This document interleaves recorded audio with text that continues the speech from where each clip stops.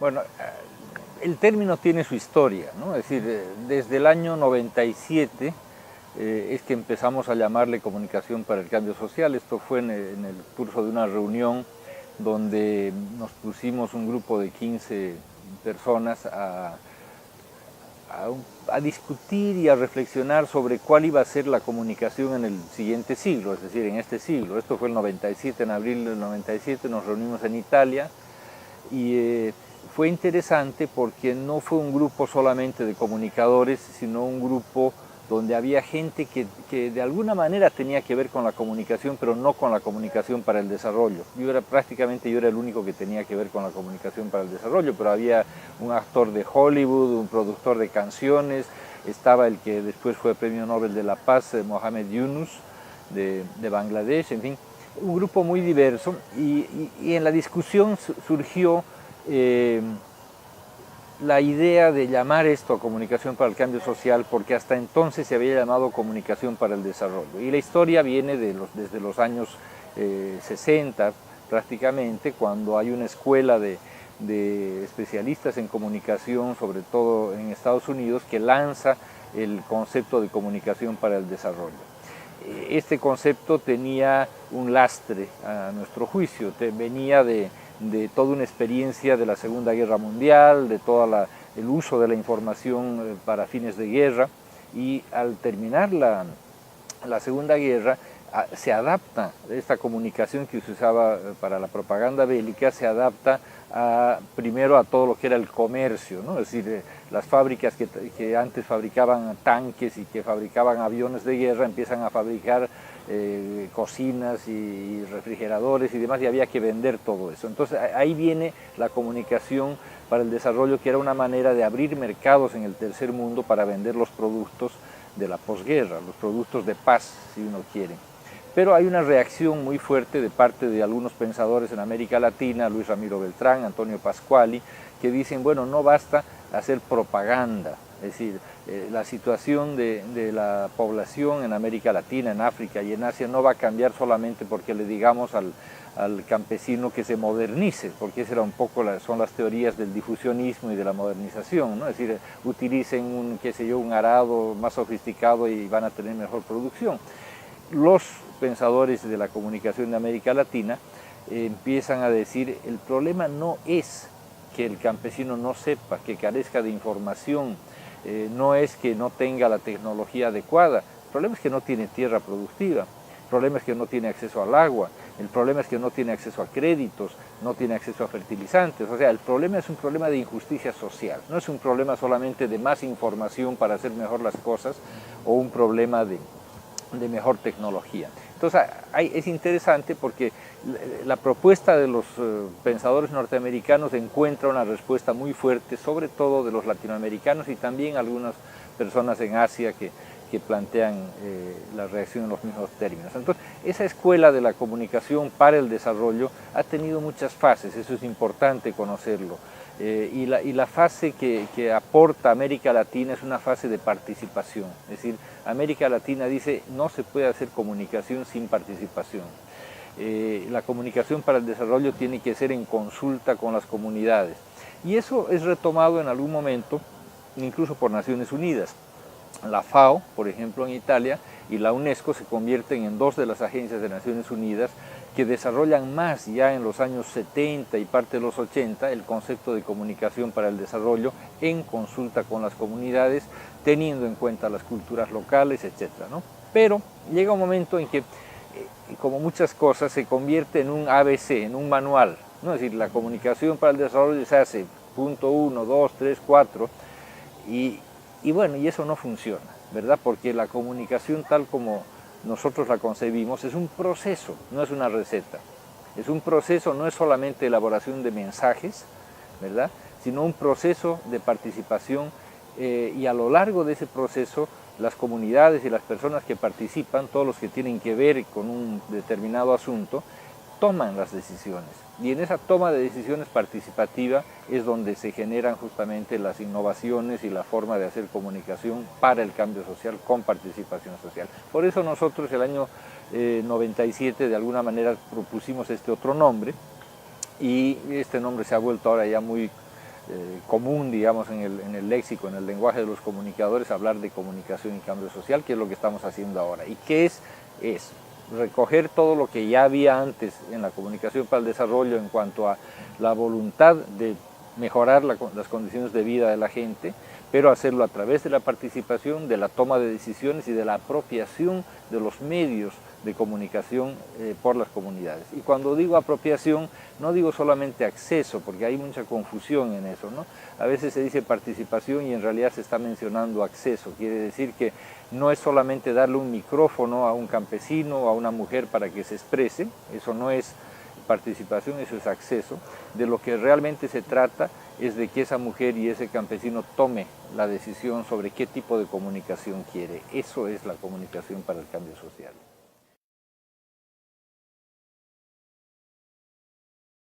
Yo creo que hay experiencias en todos los países que son interesantes. De lo que podemos hablar es de los países, los estados más bien, que tienen políticas que favorecen un tipo de comunicación participativa, ¿no? Y ahí evidentemente la radio comunitaria es un elemento fundamental. Hay países que tienen una legislación que toma en cuenta las radios comunitarias, hay países que no tienen una legislación pero que son muy tolerantes y favorecen el desarrollo de las radios comunitarias, y hay países que las reprimen, que sencillamente no dejan que funcionen. Y entonces ahí podemos ir por partes. Por ejemplo, tenemos en México, empezando un poco de norte a sur de América Latina, en México hubo una política de Estado en los años 70 de crear emisoras indígenas. El Instituto Mexicano Indigenista, que se llamaba el Instituto Nacional Indigenista, creó 24 emisoras en diferentes comunidades lingüísticas de México. Esas emisoras siempre han dependido del Estado mexicano, o sea, no son completamente libres, pero algunas tienen un margen de acción que les permite hacer su propia programación, es decir, la decisión se toma a nivel local. En otras siguen dependiendo mucho de que el Estado nombre al director, bueno, pero es un paso adelante. Es decir, hay una política de Estado que quería favorecer el desarrollo de la comunicación en las comunidades étnicas y lingüísticas. Uno pasa a América Central y la situación es bastante grave. En Guatemala las emisoras mayas son perseguidas, cerradas a la fuerza, sus directores encarcelados, porque hay una política desde hace muchos años radical de persecución a todo lo que es una comunicación libre y sobre todo una comunicación indígena libre, y sabemos que mayoritariamente Guatemala es un país maya, hay 20 comunidades mayas de diferentes lenguas que trabajan y viven en Guatemala, y según los acuerdos de paz que se firmaron en 1996, esas comunidades tienen derecho a tener sus propios medios, pero ese es uno de los puntos en los acuerdos de paz que no se ha cumplido. Entonces, ¿qué sucede? Hay emisoras mayas que están funcionando y que son reprimidas no solamente por el Estado. Esa es una situación curiosa en Guatemala, porque son las emisoras privadas, la red de propietarios de emisoras privadas, los que empujan al Estado, empujan a la policía, empujan al gobierno a que intervenga las radios y las clausure. Entonces es una situación muy dramática de represión. En El Salvador hay una situación, bueno, y en Guatemala además, para tener una frecuencia tienen que competir con los poderosos, es decir, tienen que comprar la licencia al mismo precio que lo compra una emisora comercial, o sea, $70,000, $80,000 para una pequeña radio comunitaria, lo mismo que para una radio comercial que difunde a nivel nacional. O sea, es una situación muy injusta. En Salvador es lo mismo, pero los compañeros salvadoreños, después de los acuerdos de paz, lograron organizarse de manera que ellos utilizan una o dos frecuencias de FM que hay en el país y se las reparten entre 20 emisoras comunitarias. O sea, si uno recorre en auto, por ejemplo, El Salvador, es muy interesante porque en la misma frecuencia hay una emisora comunitaria, se va perdiendo la señal y aparece otra emisora comunitaria de otra provincia, ¿no? Eso es la manera como ellos han hecho esto, pero sigue siendo una situación injusta. Ya bajamos hacia el sur. Colombia, a pesar de que se conoce que el gobierno colombiano no es precisamente un gobierno progresista o de izquierda, sin embargo tiene una política muy interesante de otorgar, ha otorgado más de 500 licencias de radios comunitarias y muchas de ellas a territorios indígenas y comunidades indígenas. Vamos bajando. En Brasil y en Chile, por ejemplo, Hay leyes para las radios comunitarias, pero que limitan tremendamente la potencia del transmisor, limitan tremendamente el radio de emisión de las emisoras, no les permiten tener publicidad, en algunos casos, bueno, en Colombia también no les permiten tener informativos, o sea, noticias, a menos que pidan un permiso especial adicional a la licencia de operación. Entonces, son restricciones tremendas. Finalmente, Perú, Bolivia, Ecuador son los países donde hay mayor número de radios comunitarias, y esto se debe a que hay una cierta tolerancia de los gobiernos, o en diferentes gobiernos, aunque no ha habido una legislación específica hasta muy recientemente. Y en materia de legislación, pues ya en estos últimos 2 años tenemos Argentina, tenemos, bueno, ahora Ecuador y teníamos Uruguay, donde sí se reconoce a la radio comunitaria, se reconoce que por lo menos un 33% del espectro debe pertenecer a las radios comunitarias. Eso es un gran avance y espero que los demás países también puedan hacerlo, pero depende mucho no solamente de la voluntad política de los gobiernos, depende también mucho de la capacidad de organización de la sociedad civil para presentar una propuesta que incluya a las radios comunitarias.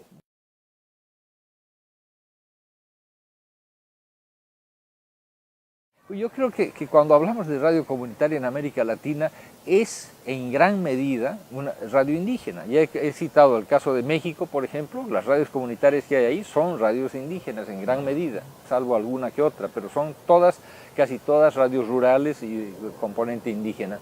Guatemala, ¿para qué decir? Es decir, son radios mayas, las 72 o no sé cuántas radios que existen en Guatemala son radios controladas y alentadas por comunidades mayas en diferentes comunidades lingüísticas.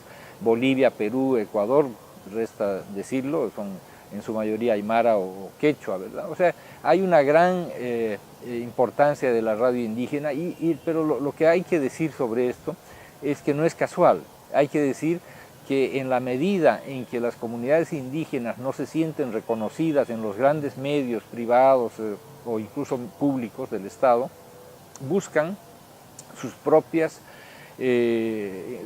instrumentos para hacer escuchar su voz. O sea, es el derecho a la comunicación la reivindicación principal de las comunidades indígenas y de otras comunidades que crean sus radios, a veces con apoyo, a veces sin apoyo, para hacer escuchar su voz y su versión, sus historias, ¿no? Es decir, su punto de vista sobre la realidad, sobre el país, sobre la nación.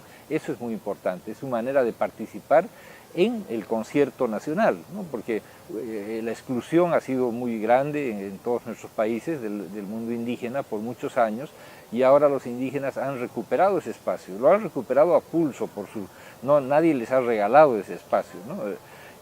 Realmente ha sido la voluntad de las comunidades indígenas de recuperar un espacio que les pertenece para hacer escuchar su voz y participar en el diálogo con el resto de la sociedad en cada país. Cuando hablamos de cambio social estamos hablando de diálogo, es fundamental hablar el cambio social es un proceso de diálogo, ¿verdad? Sin diálogo, sin comunicación, en suma, no puede haber desarrollo. Cuando vemos a veces los proyectos verticales de desarrollo que no resultan, que son un fracaso, es porque nunca ha habido un diálogo con las comunidades, nunca se les ha consultado sobre cuáles son sus necesidades, y esto no solamente en América Latina, yo lo he visto mucho en África, ¿no? De llegar a comunidades donde había una escuela sin profesor, había un hospital sin camas, yo les decía, ¿y qué ha pasado aquí? No, es que no nos consultaron y en realidad no era esto lo que necesitábamos, era otra cosa, ¿verdad? Entonces, la comunicación y el diálogo, que es básico en el proceso de desarrollo, es lo que hace que las comunidades puedan definir sus necesidades y participar, como digo, en un diálogo nacional, porque de las comunidades pueden aportar. Por ejemplo, en Guatemala, el aporte de la filosofía maya, de los valores mayas, a lo que es la educación nacional en Guatemala ha sido muy importante, porque son valores que vienen de muchos años y que son valores perfectamente asumibles, que la sociedad en su conjunto puede asumir en beneficio de toda la sociedad. O sea, no son valores indígenas solamente, son valores humanos generales que los indígenas han conservado y que pueden contribuir a crear una mejor nación, una nación intercultural donde todos dialogan y todos quieren un mejor país. Yo pienso que no solamente el perfil del comunicador intercultural, no es del comunicador en general. Yo hago una diferencia neta entre lo que es un periodista y lo que es un comunicador. Los periodistas, y yo soy periodista, hacemos mensajes, elaboramos un video, elaboramos un artículo, un programa de radio, etc. Y en ese sentido tenemos una gran libertad, salvo que estemos en un medio que nos restringe, digamos, esa libertad, pero como es una responsabilidad personal podemos escribir y hacer lo que nos dé la gana, lo cual es una ventaja. Pero ya como comunicadores estamos trabajando con la sociedad, estamos trabajando con las comunidades y somos facilitadores de procesos, ya no solamente productores de mensajes, sino facilitadores de procesos. Entonces, el perfil del comunicador es totalmente diferente al perfil del periodista. Yo soy ambas cosas pero distingo muy bien cuando estoy haciendo de periodista y cuando estoy haciendo de comunicador. Cuando estoy haciendo de comunicador tengo que facilitar un proceso donde son otros los que toman las decisiones con los aportes que yo puedo hacer en base a mi conocimiento. Entonces, el perfil de ese comunicador es un perfil que tiene que tener una gran sensibilidad cultural para trabajar en un medio intercultural, un medio donde hay otra lengua, donde hay otras tradiciones, donde hay otras historias que contar. O sea, la sensibilidad es fundamental. Tiene que tener una gran flexibilidad para manejar diferentes medios, es decir, no es cuestión de ir a una comunidad y decir aquí vamos a hacer video, o aquí vamos a hacer radio, o aquí vamos a hacer tal cosa. Que la comunidad decida qué es lo que más le interesa y qué es lo que más le conviene, ¿verdad? O sea, no es una actitud de periodista, sino de facilitador de proceso. Y obviamente tiene que apoyar lo que me parece a mí que son esquemas fundamentales en todo lo que es la participación en la comunicación para el cambio social, que es la participación y apropiación de los medios, la generación de contenidos locales, la pertinencia en cuanto a lengua y a la cultura, es decir, un gran conocimiento de la cultura, el uso de tecnología apropiada, que es lo que mencioné antes, y la voluntad de crear redes, de dialogar con otras comunidades, de que el medio que se crea o que se utiliza en una comunidad de alguna manera sirva para comunicarse con otros también.